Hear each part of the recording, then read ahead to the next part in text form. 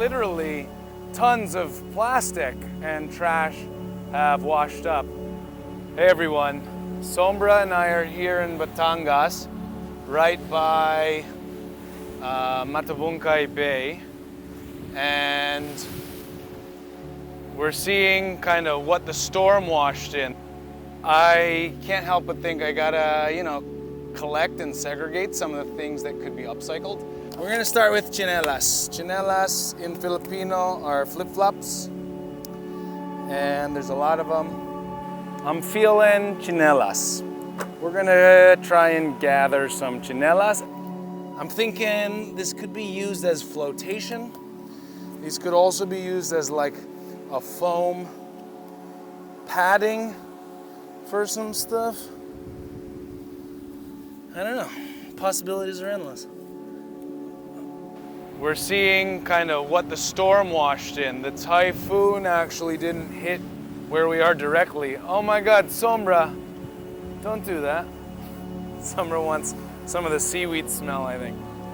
But so with Typhoon Fabian, which actually hit on the Pacific side, we didn't get hit here on the western side, but the storm surge and the rain and just the waves that have been battering us here has been relentless for almost a week now. And the float rafts, which you can see over there, have been brought in or damaged and sloshed up. So a lot of this bamboo you see here is broken off from pieces of the balsa. But most notably, there's just so much plastic trash in the mix, and a lot of it is just this single-use stuff. So bottle caps, tsinelas or flip-flops, food containers, sachet packages, wrappers, so many bottles, a lot of liquor bottles, plastic water bottles, disposable plastic cups. It's just really amazing. A lot of styrofoam, candy wrappers, straws, clothes hangers, different bags. Some of the trees planted before have been beat up a bit. Medicine bottles, glass medicine bottles, cup noodles, containers, milk tea, kind of fake baby crocs, liquor bottles, a lot of brandy. It's really disheartening and sad to see so much trash mixed up in the ocean here. And yeah, I don't know what the solution is. I mean, of course we're gonna clean this stuff up. Although the weather permitting, I mean, I'm just trying to turn over some containers so that there's no standing water, so that it can't be breeding ground for mosquitoes. But this is gonna be, quite a cleanup project. And look, we've got broken glass everywhere. I don't know. I'll show you a closer look so you can see what I'm talking about.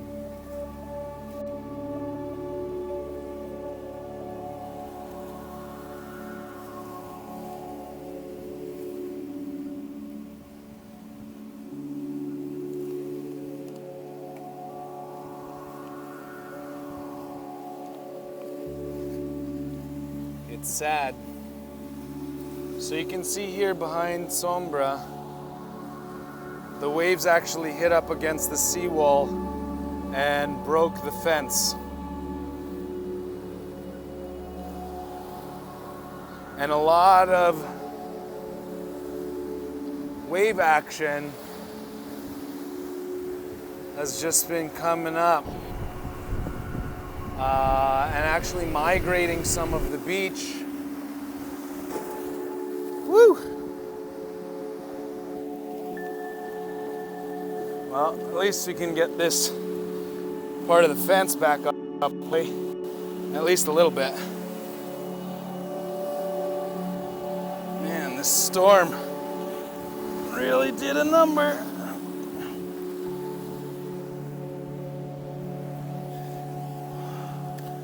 And it didn't even hit us, which is the amazing thing. I mean, the storm hit the other side of the country. Let's just prop this up for now.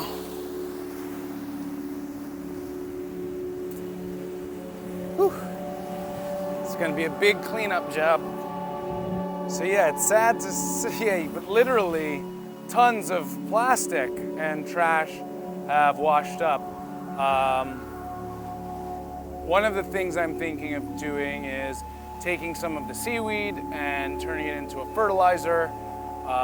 The plastic trash situation though, I mean, there's gotta be more municipal solutions perhaps that could, you know, take this and put a money value onto it so that we could upcycle the plastic. I know that there are a couple of organizations that are doing plastic upcycling, but it's just not widespread and really accessible. So it's one of the things that I can, you know, dream about and just really hope for, that we can encourage LGUs and private companies to also upcycle plastic trash. I had heard actually over in Matuod, the next bay over, that there was a group doing it privately, and they were paying people per kilo for plastic coming off of the beach to, you know, make different products and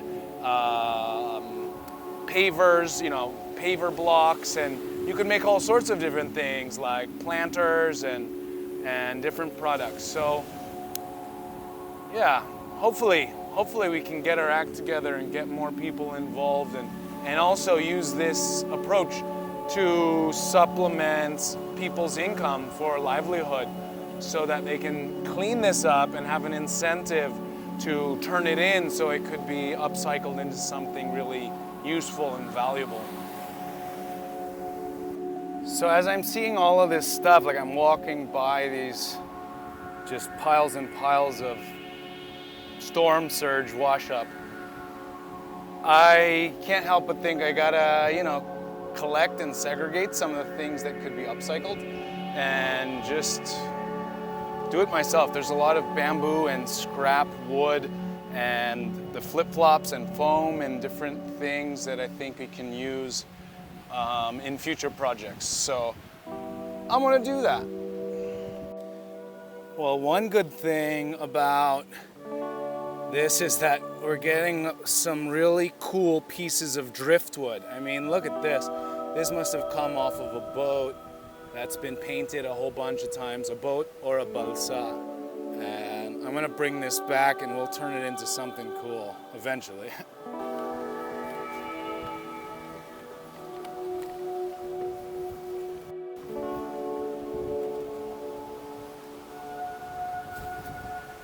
All right, so we got the band bike and some equipment. And as you can see, the tool belt is being put to use. But first things first, what we're gonna do is come up with a plan, think about what we're gonna gather. I've got some baskets and I've also got a chainsaw, but we'll use that later. I'm feeling Tsinelas. We're gonna try and gather some Tsinelas and some good-looking driftwood and bamboo that's colorful with paint on it. So, yeah, let's get to it. All right, so I've got my gear on, safety boots, my band basket. We're gonna start with Tsinelas. Tsinelas in Filipino are flip-flops, and there's a lot of them.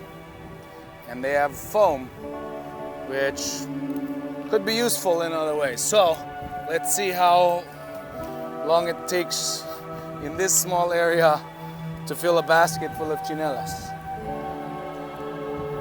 We got some crocs, we got some Ooh, sanduko, local.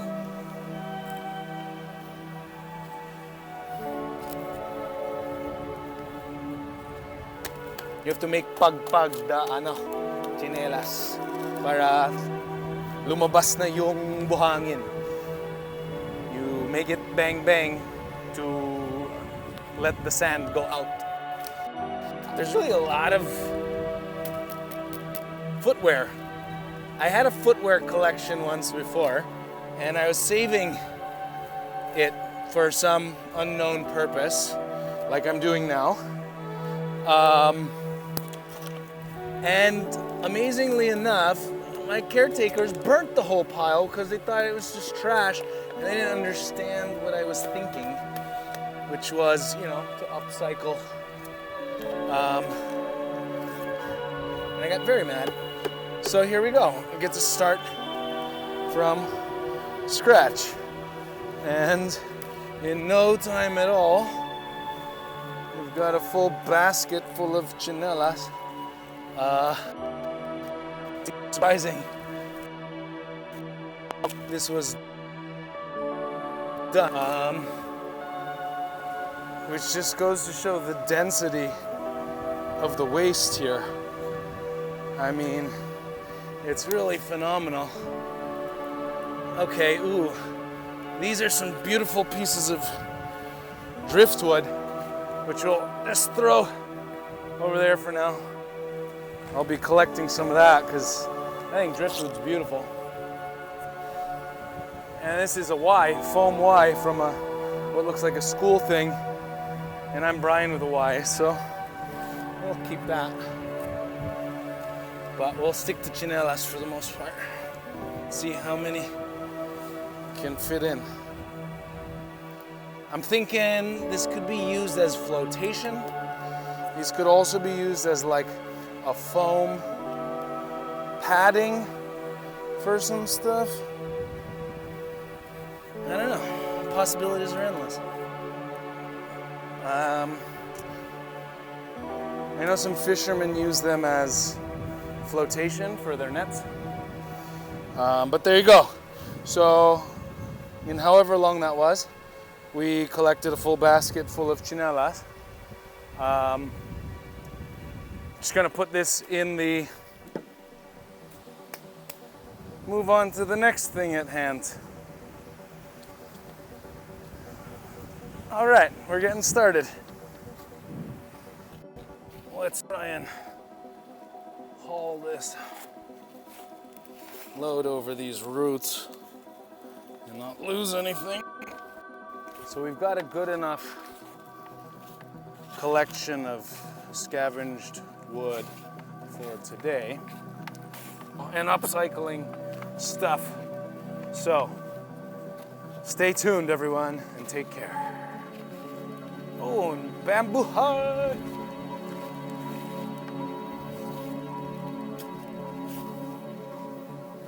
You might have been wondering why isn't this guy biking? You're right, it's probably easier to bike. So, wait for it, just readjusting the camera. All right, off into the sunset. Sombra, take your place. Oh, good dog. Such a good dog. Okay. Let's go, Som.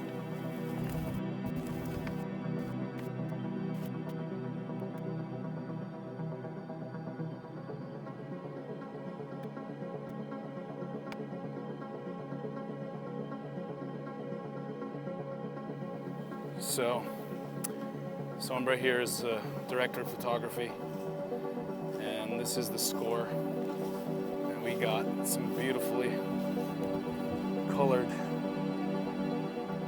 wood, Tsinelas, bamboo. Add that to my collection of stuff. And then say goodbye to Sombra.